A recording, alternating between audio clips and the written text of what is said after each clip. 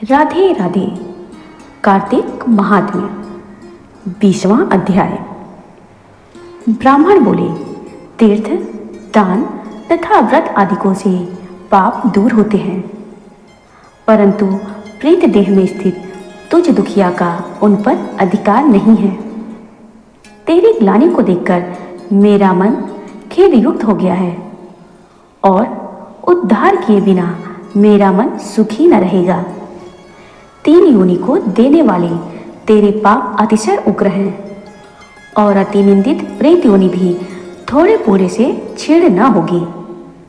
अतएव जन्म से आज तक जो मैंने कार्तिक व्रत किया है, उस पुण्य के आधे भाग से तू उत्तम गति को प्राप्त होगी, क्योंकि यज्ञ, दान, तीर्थ तथा व्रत के पुण्य से कार्तिक व्रत के पुण्य की समता नहीं हो सकती। नारद जी बोले, ऐसा कहकर जैसे ही धर्मदत्त ने उसे द्वादशाक्षर मंत्र सुनाया और तुलसी दलों से मिश्रित जल उस पर छिड़का, तैसे ही वह प्रेत योनि से छूट गई और जलती हुई अग्नि की ज्वाला के समान दिव्य रूप धारण कर सुंदर लक्ष्मी के समान हो गई।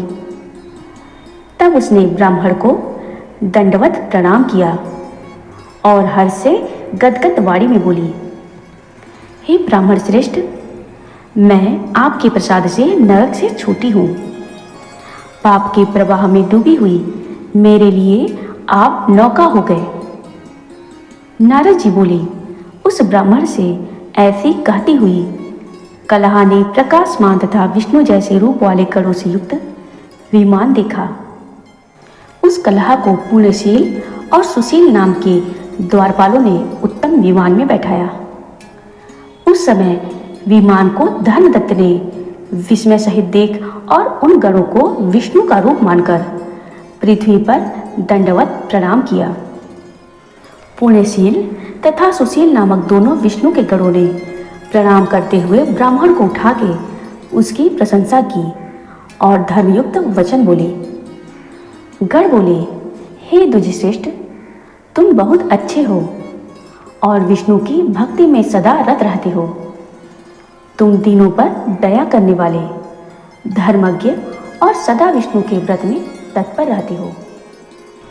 बालकपन से आज तक तुमने जो कार्तिक का व्रत किया था, उसका आधा फल देने से कलहा के 100 जन्मों के संचित पाप नाश हो गए। इसके पूर्व जन्म के पाप तो स्नान ही से दूर हो गए और हरि का जागरण आदि जो तुमने किया है, उसके फल से यह विमान आया है। हे साधो, यह नाना प्रकार के भोगों से युक्त वैकुंठ को जा रही है। जो कार्तिक में तुमने दीपदान किया है, उसके पुण्य से उसे यह तेजस्वी रूप प्राप्त हुआ है। कार्तिक व्रत में किए हुए तुलसी आदि के पूजन से जो तुमने इसको पुण्य दिया है, उसे से यह विष्णु के समीप जाने की अधिकारिणी हुई। और हे कृपानिधे, इस जन्म के अंत में स्त्रियों समेत तुम भी विष्णु लोक को जाओगे और विष्णु के वैकुंठ भवन में भगवान के समीप स्वरूपता मुक्ति को प्राप्त होगे। वे धन्य हैं और वे कृतकृत्य हैं और उन्हीं का जन्म सफल है, जिन्होंने भक्ति से तुम्हारी भांति विष्णु पूजा की है। भली भांति पूजित विष्णु मनुष्यों को क्या फल नहीं देते। जिन्होंने उत्तानपाद के पुत्र ध्रुव को निश्चल स्थान प्रदान किया, जिन भगवान के नाम स्मरण से ही मनुष्य सद्गति अर्थात उत्तम गति को प्राप्त होते हैं। ग्रह द्वारा पकड़ा गया गजेंद्र जिन भगवान के नाम स्मरण से विमुक्त हो, उनके समीप प्राप्त हुआ और जय नाम का गढ़ कहलाया।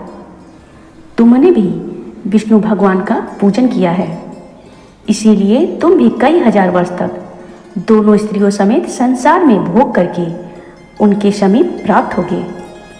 तदनंतर जब पुण्य क्षीण हो जाएगा, तब पृथ्वी में आकर सूर्यवंश में उत्पन्न होकर एक प्रसिद्ध राजा होगे। तुम्हारा नाम दशरथ होगा। वहां भी तुम दोनों स्त्रियों से युक्त होगे। तीसरी कलहा भी साथ रहेगी। क्योंकि वह भी तुम्हारे आधे पुण्य की अधिकारिणी है। उस जन्म में विष्णु पृथ्वी में तुम्हारी समीपता को प्राप्त होंगे और स्वयं तुम्हारे पुत्र होकर देवताओं का कार्य करेंगे। विष्णु भगवान को प्रसन्न करने वाले तुम्हारे इस कार्तिक के व्रत से न यज्ञ, न दान और न तीर्थ अधिक है। अर्थात यह कार्तिक का व्रत सब यज्ञादिकों से श्रेष्ठ है। हे विपेंद्र, तुम धन्य हो। इसी से तुम्हारे द्वारा भगवान को प्रसन्न करने वाला यह व्रत संपन्न हुआ और इस व्रत की आदि भाग के फल को प्राप्त करके कलहा हमारे साथ श्री भगवान के समीप जा रही है। जय श्री कृष्ण, जय श्री कृष्ण।